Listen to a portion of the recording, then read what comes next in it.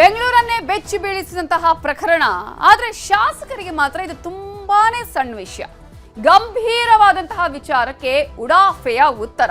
Loose talk ಶಾಸಕ. ಅದು ಗಾಂಜಾ case ಏನಂತವೆಲ್ಲ ಆಗ್ತದೆ, ಸಣ್ಣ ಪುಟ್ಟ ಘಟನೆ. ಅದಕ್ಕೆ ಮಹತ್ವ ಕೊಡೋದು ಬಿಡ. ಒಂದು ಕ್ರೈಮ್ಸ್ ನಡೆಯೋ ಸಹಜ. ಕ್ರೈಮ್ ಇಲ್ಲ ಅಂದ್ರೆ ಪೊಲೀಸರಿಗೆ ಅವಶ್ಯ ಕೆಲಸನೇ ಇರಲ್ಲ.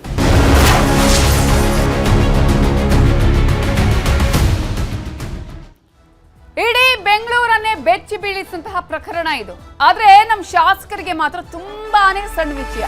ಯಾಕಂತ ಹೇಳಿದ್ರೆ ಅದು ಹೆಣ್ಮಕ್ಳ ಮೇಲೆ ಆಗಿರೋದಲ್ವಾ, ಅದು ಯಾರದೋ ಮನೆಯ ಹೆಣ್ಮಕ್ಳ ಮೇಲೆ ಆಗಿರುವಂತಹ ಲೈಂಗಿಕ ದೌರ್ಜನ್ಯ. ಹಾಗಾಗಿ ಇದೆಲ್ಲ ಸಣ್ಣ ವಿಷಯ, ಆಗಾಗ ಆಗ್ತಾನೆ ಇರಬೇಕು, ಪೊಲೀಸ್ಗೆ ಕೆಲಸ ಸಿಗ್ತಾನೆ ಇರಬೇಕು ಅನ್ನುವಂತಹ ಮನಸ್ಥಿತಿ. ಜವಾಬ್ದಾರಿಯುತ ಸ್ಥಾನದಲ್ಲಿದ್ದಂತಹ ಶಾಸಕರು ಮಾತನಾಡುವ ವಿಚಾರನ ಇದು. ಲೈಂಗಿಕ ದೌರ್ಜನ್ಯ ಕೇಸಲ್ಲಿ ಉಡಾಫೆಯ ಉತ್ತರವನ್ನ ಕೊಡ್ತಾ ಇದ್ದಾರೆ. ಇಂಥವರನ್ನ ಶಾಸಕರು ಮಾಡಿದಾರಲ್ಲ, ಅವರೀಗ ಯೋಚನೆ ಮಾಡಬೇಕು ಏನು ಅಂತ ಹೇಳಿ. ನಮ್ಮನೆಯ ಹೆಣ್ಮಕ್ಳಿಗೆ ಏನಾದ್ರೂ ಆದ್ರೂ ಕೂಡ ಈ ತರನೇ ಯೋಚನೆ ಮಾಡ್ತಾರ ಶಾಸಕರು ಅಂತ ಹೇಳಿ. ಆನೇಕಲ್ನಲ್ಲಿ ಗಾಂಜಾ ಮತ್ತಿನಲ್ಲಿ ಪುಂಡರ ಅಟ್ಟಹಾಸ ಮೆರೆದಿದ್ದಾರೆ. ಯುವತಿಯನ್ನ ಎಳೆದಾಡಿ ಅಲ್ಲಿ ಲೈಂಗಿಕ ಕಿರುಕುಳವನ್ನ ಕೊಟ್ಟಿದ್ದಾರೆ. ಇಡೀ ಕರ್ನಾಟಕವೇ ಅಂತಹ ಲೈಂಗಿಕ ಕಿರುಕುಳವನ್ನ ಕೊಟ್ಟಂತಹ ಕೀಚಕರ ಚೀತು ಅಂತ ಹೇಳ್ತಾ ಇದೆ. ಬೆಚ್ಚಿ ಬೀಳಿಸುವಂತಿದೆ ಪುಂಡರ ಅಟ್ಟಹಾಸದ ದೃಶ್ಯಗಳು.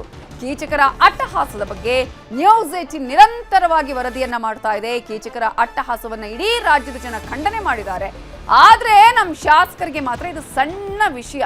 ಹೆಣ್ಮಕ್ಳಿಗೆ ಲೈಂಗಿಕ ದೌರ್ಜನ್ಯ ನಡೆದ್ರೆ ಯಾವ ರೀತಿಯಾಗಿ ಆ ವಿಚಾರಗಳು ನಡೆಯುತ್ತೆ ಅನ್ನೋದು ಗೊತ್ತಿದ್ರೂ ಕೂಡ ನಮ್ಮ ಶಾಸಕರು ಮಾತ್ರ ಈ ರೀತಿಯಾಗಿ ಮಾತನಾಡ್ತಾ ಇದ್ದಾರೆ. ಚನ್ನಗಿರಿ ಶಾಸಕ ಶಿವಗಂಗಾ ಬಸವರಾಜ್ ಅವರ ಉತ್ತರ ಇದು. ಕ್ರೈಮ್ ಆಗ್ಲಿಲ್ಲ ಅಂತ ಹೇಳಿದ್ರೆ ಪೊಲೀಸರಿಗೆ ಕೆಲಸನೇ ಇರಲ್ಲ, ಸಣ್ಣ ಪುಟ್ಟ ಘಟನೆ ಆಗ್ತಿರತ್ತೆ ಅನ್ನುವ ಬೇಜವಾಬ್ದಾರಿ ಹೇಳಿಕೆ ಕೊಟ್ಟಿದ್ದಾರೆ. ಯಾರೋದೋ ಮನೆಯ ಮಗಳಲ್ವಾ, ಹಂಗಾಗಿ ಎಲ್ಲ ಆಗತ್ತೆ ನಡೆಯತ್ತೆ ಅನ್ನೋದು. ಯುವತಿಗೆ ಕಿರುಕುಳ ನೀಡೋದು ಸಣ್ಣ ಘಟನೆ ಪಾಪ. ಇವರಿಗೆ ಪೊಲೀಸರಿಗೆ ಕೆಲಸ ಕೊಡೋದಕ್ಕೆ ರಾಜ್ಯದಲ್ಲಿ ಕ್ರೈಮ್ ಆಗ್ಬೇಕಾ? ಎಂತಹ ಮನಸ್ಥಿತಿ ಇದೆ ನೋಡಿ. ಪರಿಜ್ಞಾನ ಇಲ್ಲದೆ ಮಾತನಾಡಿದ್ರ ಕಾಂಗ್ರೆಸ್ ಶಾಸಕರು.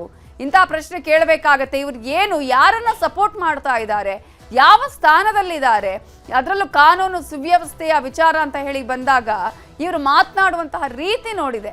ಇಲ್ಲಿ ಹೆಂಗಿದೆ ಅಂದ್ರೆ ಹೆಣ್ಮಕ್ಳಿಗೆ ಏನ್ ಬೇಕಾದ್ರೂ ಮಾಡಬಹುದು ಅನ್ನೋದನ್ನ ಸಪೋರ್ಟ್ ಮಾಡುವ ರೀತಿಯಾಗಿ ಆಗಿದೆ. ಕ್ರೈಮ್ ಆಗ್ಬೇಕಂತೆ, ಕ್ರೈಮ್ ಆಗ್ಲಿಲ್ಲ ಅಂದ್ರೆ ಪೊಲೀಸರಿಗೆ ಕೆಲಸನೇ ಇರಲ್ಲ ಅಂತೆ. ಮಾತನಾಡೋದಕ್ಕೆ ಅಟ್ಲೀಸ್ಟ್ ನಾನು ಏನ್ ಮಾತನಾಡ್ತಿದ್ದೀನಿ, ನಾನು ಯಾವ ಸ್ಥಾನದಲ್ಲಿ ನಿಂತ್ಕೊಂಡು ಮಾತಾಡ್ತಿದ್ದೀನಿ ಅನ್ನೋದಾದ್ರೂ ಯೋಚನೆ ಮಾಡ್ಕೊ.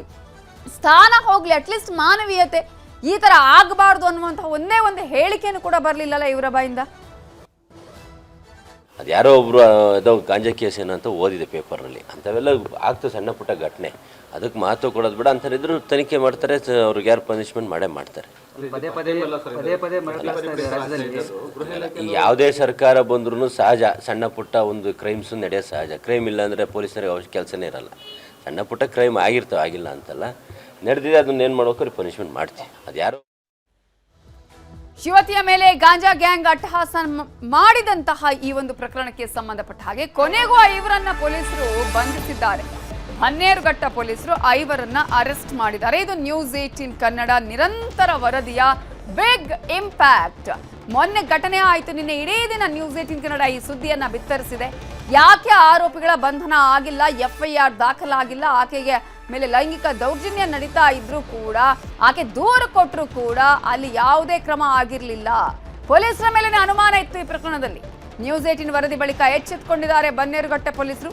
CCTVಯ ದೃಶ್ಯಗಳನ್ನ ಆಧರಿಸಿ ಐವರನ್ನ ಇದೀಗ ಬಂಧನಕ್ಕೆ ಒಳಪಡಿಸಿದ್ದಾರೆ.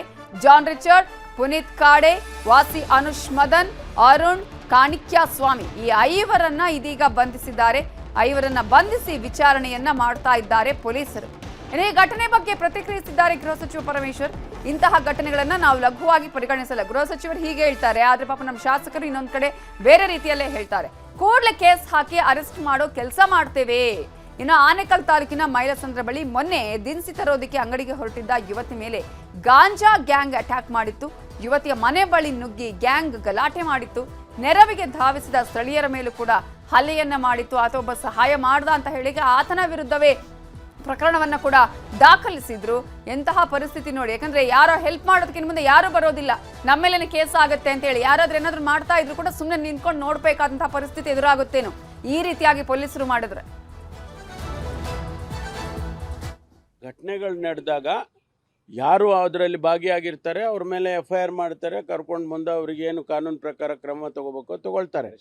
ಅದನ್ನು ಮಾಡೇ ಮಾಡ್ತಾರೆ. ಈಗ ಅರೆಸ್ಟ್ ಆಗಿದ್ಮೇಲೆ ಕ್ರಮ ತಗೊಂಡಿದ್ದಾರೆ ಅಂತ ಅರ್ಥ ಅಲ್ವಾ? ಹಾಗಾಗಿ ಇಂಥ ಘಟನೆಗಳಾದಾಗ ಅದನ್ನು ಯಾವುದನ್ನು ನಾವು ಲಘುವಾಗಿ ತಗೊಳಕ್ಕೆ ಹೋಗಲ್ಲ. ಯಾಕೆಂದರೆ ಇವೆಲ್ಲ ಸಮಾಜದಲ್ಲಿ ಆಗುವಾಗ ನಾವು ಅಂತ ಭಾಳ ಗಂಭೀರವಾಗಿ ತಗೊಳ್ತೀವಿ ಇಂಥ ಘಟನೆಗಳು. ಫೈನಲಿ ಆರೋಪಿಗಳ ಬಂಧನ ಆಗಿದೆ. 5 ಜನ ಆರೋಪಿಗಳನ್ನ ಬಂಧಿಸಲಾಗಿದೆ. ಈ ಒಂದು ಬಂಧನದ ಬಳಿಕ ಸಂತ್ರಸ್ತ ಮಹಿಳೆ ಇದೀಗ ಸಂತಸವನ್ನ ವ್ಯಕ್ತಪಡಿಸಿದ್ದಾರೆ. ಪೊಲೀಸರು ತುಂಬಾ ಸಪೋರ್ಟ್ ಮಾಡಿದ್ರು ಅಂತ ಹೇಳಿ ಆಕೆ ಖುಷಿಯನ್ನ ವ್ಯಕ್ತಪಡಿಸಿದ್ದಾಳೆ. ಪೊಲೀಸರ ಬಗ್ಗೆ ಆಕೆ ಶ್ಲಾಘನೆಯನ್ನ ವ್ಯಕ್ತಪಡಿಸಿದ್ದಾಳೆ. ಇಲ್ಲಿ ತಪ್ಪು ಮಾಡಿದವರಿಗೆ ಕಠಿಣ ಜೈಲು ಶಿಕ್ಷೆ ಕೊಡಬೇಕು, ನನ್ನ ರೀತಿ ಬೇರೆ ಹೆಣ್ಮಕ್ಳಿಗೆ ಆಗ್ಬಾರ್ದು, ಘಟನೆ ನಡೆದ ದಿನ ತುಂಬಾ ಭಯ ಆಗಿತ್ತು ಅಂತ ಹೇಳಿ ದೌರ್ಜನ್ಯಕ್ಕೆ ಒಳಗಾಗಿದ್ದ ಮಹಿಳೆ ಹೇಳಿಕೆಯನ್ನ ಕೊಟ್ಟಿದ್ದಾರೆ. ಪೊಲೀಸರ ಮೇಲೆ ಎಷ್ಟು ನಂಬಿಕೆ ಇಟ್ಕೊಂಡಿದ್ದಾಳೆ ಆ ಮಹಿಳೆ ಅಂತ ನೀವು ನೋಡಿ. ಆದ್ರೆ ಅಲ್ಲಿ FIR ದಾಖಲಾಗಿರ್ಲಿಲ್ಲ, ಆ ನಂತರ ಅವರನ್ನ ಬಂಧಿಸುವ ಕೆಲಸನೂ ಆಗ್ಲಿಲ್ಲ. ಆದ್ರೆ ಇದೀಗ ಆ ಎಲ್ಲಾ ಕೆಲಸಗಳು ನಡೆದಿದೆ.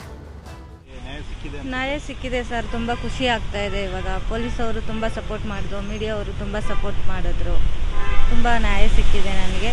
ಇವಾಗ ಅವ್ರನ್ನ ಜೈಲಿಗೆ ಕರ್ಕೊಂಡು ಹೋಗ್ತಾ ಇದ್ದಾರೆ.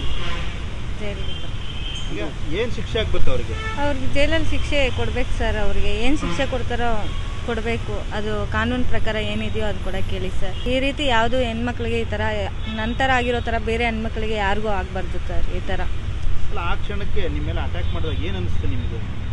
ನನಗೆ ಭಯ ಅನಿಸುತ್ತೆ ಸರ್, ತುಂಬ ಭಯ ಆಯಿತು. ಮತ್ತು ನಾನು ಏನು ಮಾಡೋದು ನನಗೆ ಗೊತ್ತಾಗ್ತಾ ಇಲ್ಲ. ಆ ಟೈಮಲ್ಲಿ ನನಗೆ ಮೂಗಿಗೆ ಹೊಡೆದ್ಬಿಟ್ನಲ್ಲ, ಅದು ಮೈಂಡು ಒಂಥರ ಆಗಿಬಿಡ್ತು. ನನಗೆ ಏನು ಮಾಡಬೇಕು ಅಂತಲೂ ನನಗೆ ಅರ್ಥ ಆಗ್ತಾ ಇದ್ದಿಲ್ಲ. ಅವಾಗ ಪಬ್ಲಿಕ್ ಬಂದು ಸಪೋರ್ಟ್ ಮಾಡ್ತು ನನಗೆ. ಪೊಲೀಸ್ ಮೇಲೆ ನಂಬಿಕೆ ಇದೆಯಾ? ನಂಬಿಕೆ ಇದೆ, ನ್ಯಾಯ ಕೊಡಿಸಿದ್ದಾರೆ. ಅವ್ರಿಗೂ ತುಂಬ ಥ್ಯಾಂಕ್ಸ್.